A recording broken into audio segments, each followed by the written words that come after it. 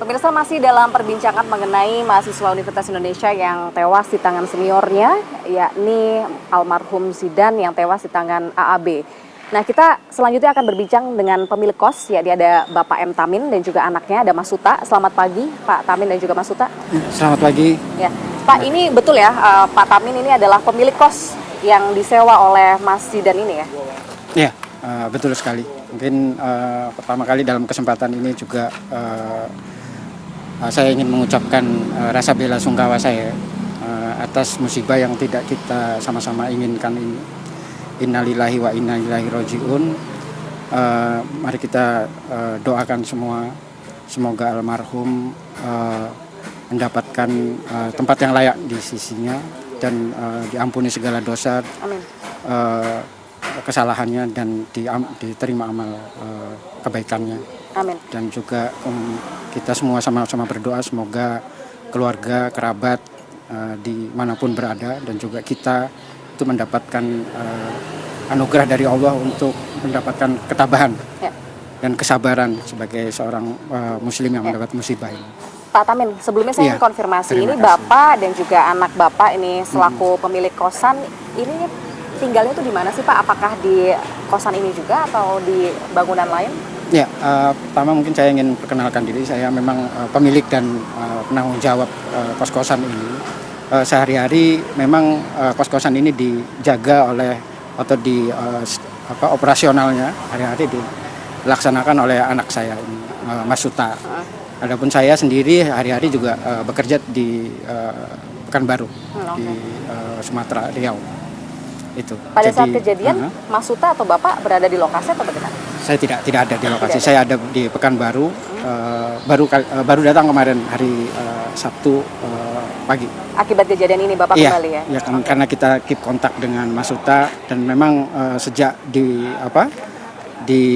call oleh orang tua korban itu Mas Suta keep informasi dengan saya. Oke, Mas Suta pada saat kejadian memang ada di lokasi?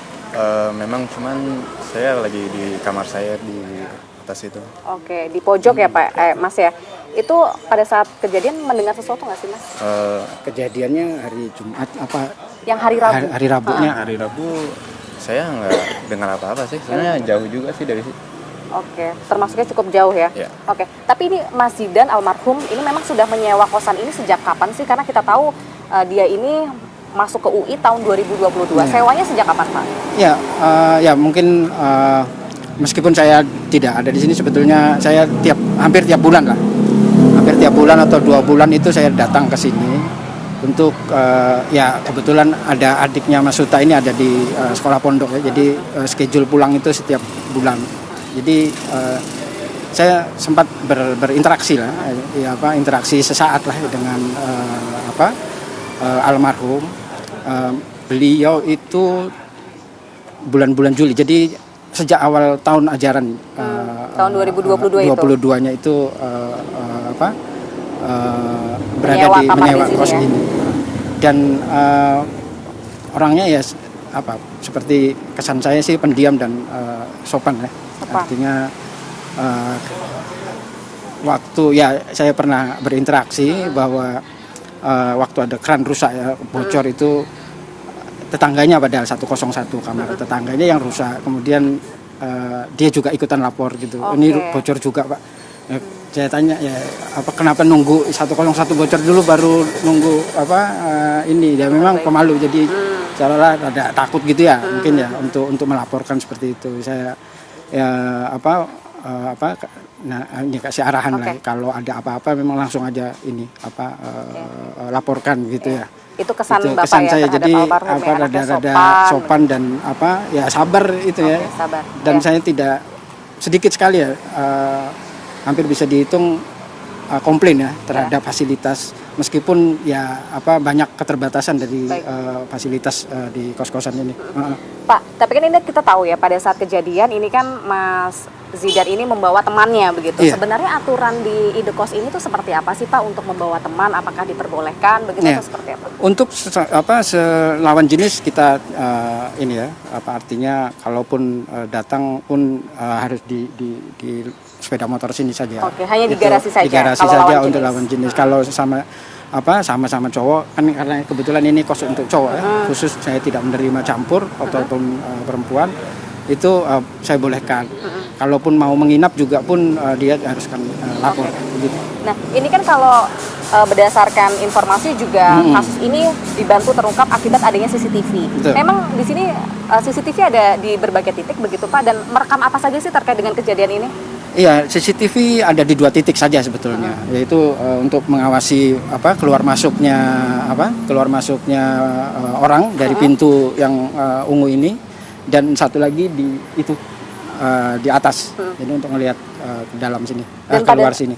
Pada saat kejadian itu kan pelaku sempat keluar dulu ya Pak untuk mengambil plastik dan juga informasi ini membawa camper gitu. Itu kuncinya dari mana Pak itu?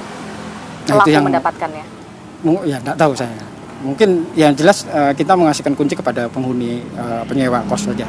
Oke, jadi ada kemungkinan memang pelaku ini menggunakan kunci milik almarhum begitu ya untuk kemungkinan akses besar, keluar masuk yang kemudian membawa plastik seperti itu ya. Oke. Jadi pintu ini tidak bisa terbuka baik dari luar maupun dari dalam kecuali ada anak kuncinya. Oke, siap. Baik, terima kasih sekali atas waktu dan juga informasinya kasih. Pak M. Tamin. Kita harapkan tentunya kasus ini bisa segera selesai ya, dan almarhum ini mendapatkan solusi atau keadilan yang ia butuhkan. Nah, pemirsa, meskipun ya pemirsa nyawa ini memang tidak bisa dikembalikan, namun kita berharap keluarga ini diberikan ketabahan dan juga pelaku bisa dihukum setimpal sesuai dengan perbuatannya. Sementara itu yang bisa kami sampaikan, kami kembalikan ke Ratih dan juga Rivi di studio. Baik, Fada Indi, terima kasih laporan langsungnya dari kawasan Kukusan, Beji, Depok, Jawa Barat.